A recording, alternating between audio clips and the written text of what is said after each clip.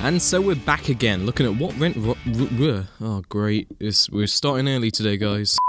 And so we're back again, looking at what did go wrong with the American Inbetweeners, though this time with about 20 times the subscribers. I'd like to give a big thank you to Jake Mulrooney, I think that's how it's pronounced, and Nacho Man Randy Savage. By the way, if you also left a comment like this, then I promise I spent a really long time searching, but maybe YouTube's search algorithm is broken or it just didn't turn up for some reason, so I'm really sorry if you're not featured, but I love you anyway. Mwah. Well, the support has been incredible, and now here's my gift to you. So one joke I really wanted to mention in my last video is this particular one, in which Will uses the bathroom at school, mainly because it's another great example of a joke being altered in a way that removes most of the comedic value. In the original scene we have Will using the bathroom on his own, when Mark Donovan and his friends spot him in the stall. They then jump up on either side of the stall and bombard Will by taking repeated photos of him on the toilet. This then leads to the payoff, which shows us what Donovan did with the pictures. There's quite a few layers going on here, so I'll try and break it down. First of all, there's the fact that Will, being a private school boy, is inexperienced with the harsher reality of public school, and also doesn't know about the unwritten rule that generally you only use the school toilets to pee.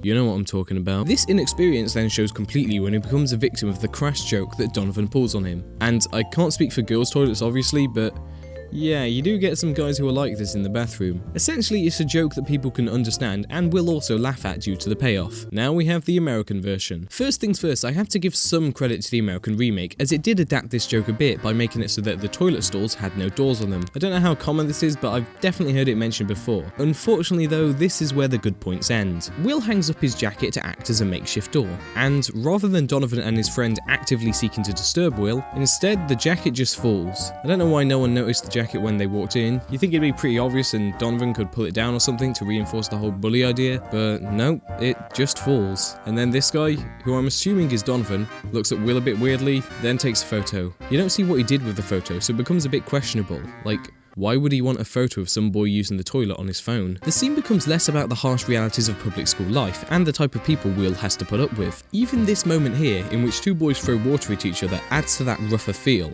And this is of course absent in the American remake. Now this next point actually comes from YouTube user Mark Robinson, and he has highlighted some fantastic details that the American version missed out on. What he said is this: a huge problem is the physical traits of the characters. The looks that made them unique are completely lost in the US version. In the UK one, Will looks average from a distance, but his glasses, nose and teeth give him a distinctly uncool look up close. However, in the US version he has no obvious physical deficiencies. Likewise, Simon is a normal looking kid, but his insecurity leads him to try to look cool by putting lots of gel in his hair, which ironically makes him uncool. In the US version he has no such gel issue and is overall too attractive. In the UK version, Jay is a scrawny weak character who tries to overcompensate by telling lies to make himself look good. The birds love it. He makes fun of his friends and bullies those even less attractive than him. Listen, lard ass, there will be food, so shut the fuck up so we can get this over with. In the US version, he is the fat one, which completely changes the dynamic of the character. Neil is tall and lanky, and he is somewhat slow compared to the other characters. This is offset by his good nature and enthusiasm, which makes him very likeable. In the US version, he has a horrible haircut, bug eyes, and is weird in a way that you could totally believe he could commit a school massacre. Do you have money for the sticker machine? It has tattoos. Some of you may say that the looks don't matter, but they really do. The UK version was perfectly cast, as they were unattractive enough to be believable outcasts, but attractive enough that you liked them. The US version made Will and Simon far too attractive, and Jay and Neil far too unattractive. When you put them all together, they look like they don't belong in the same group.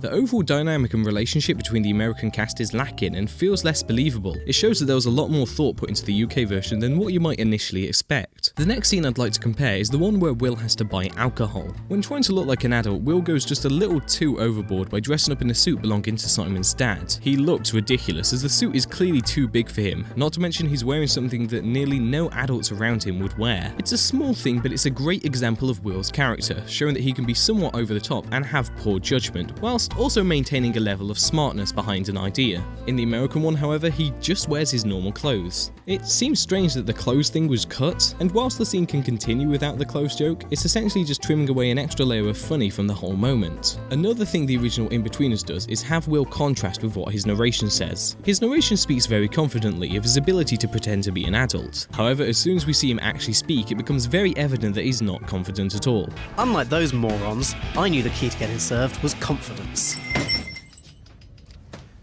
Good day. Sorry? Good day.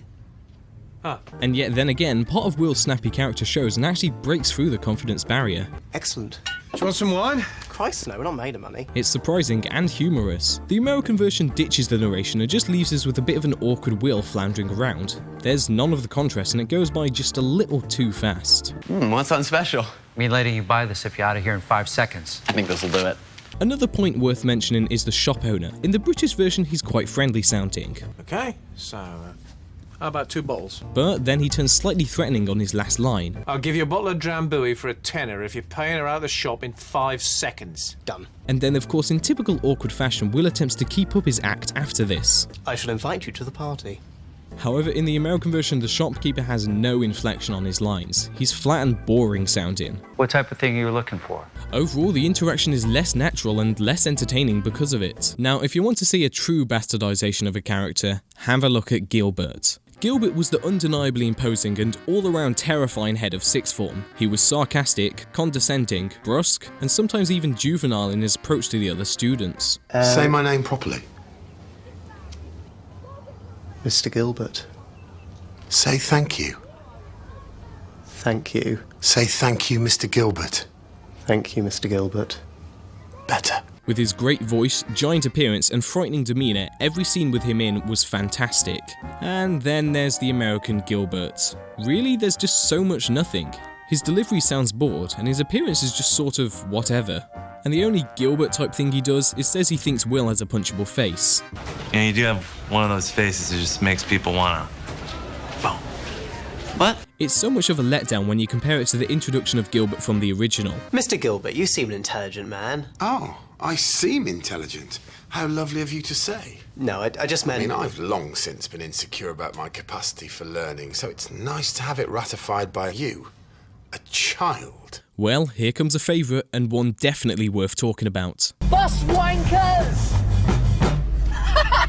Now, one major problem with the American adaptation of this joke is that, well, wanker isn't really a swear word over there. In fact, there's a fair few purely British swear words that are rarely used in America. The issue is that there aren't that many American swear words that are of the same vulgarity of wanker, or at least none that I know of. That paired with the stricter rules on televised swear words means that the ending result was... bus turds. Bus turds! It feels tame and childish in comparison. There's a certain sweet spot to the term bus wankers that I don't think many other words can compete with. But that isn't the only thing wrong with this scene. First of all, the sense of panic is far less extreme in the American version. Oh God! Right! Where do you want me to go? Anywhere! Drive! Anywhere! Oh, Christ, Jay. Oh shit! Oh no, they're coming! Shit! Drive! Where? Where am I meant to drive to? Anywhere! Oh shit!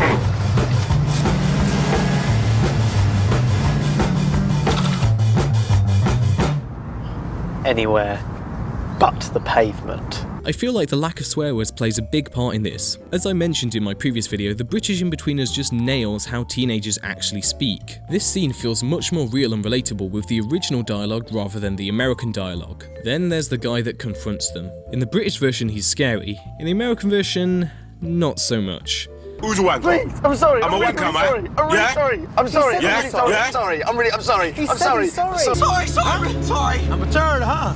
Yeah, that's real funny, man. Why aren't you laughing anymore? Sorry! Huh? I think the way he's holding Simon, plus the purely serious tone of his voice, makes him all the more effective in the original, rather than the diluted version we get in the American remake. Also, look at Simon's completely over-the-top face, it's laughable. Finally, there's the dramatization. As you may notice, the American version is a lot prettier. There are more complex camera movements and angles, including a crane-up shot. Once again, I feel like I'm watching a drama, something that's fake and overproduced. It loses that rough and realistic edge of the original. It may just be a small thing, but it definitely bugs me. One more joke to compare, and I think it's the finest example of the American Inbetweeners just not getting it, and instead resorting to juvenile humour. I'm certain everyone remembers the scene in which Will argues his way to getting served at a pub by bribing a random man there to buy them cider and a carvery and then getting him to sit with them. It's a great example of Will going too far when trying to obtain something, which results in everyone eating meat and gravy. However, more comedic highlights come from the guy they bribed. I'm certain everyone has been in a situation where they are stuck next to a really threatening and blokey happy-go-lucky man, entirely unsure of what to do or say, and that awkward tension is nailed perfectly here. It's a great little moment that sort of summarises what the show is about, trying to be cool, and then being desperately uncool in the process.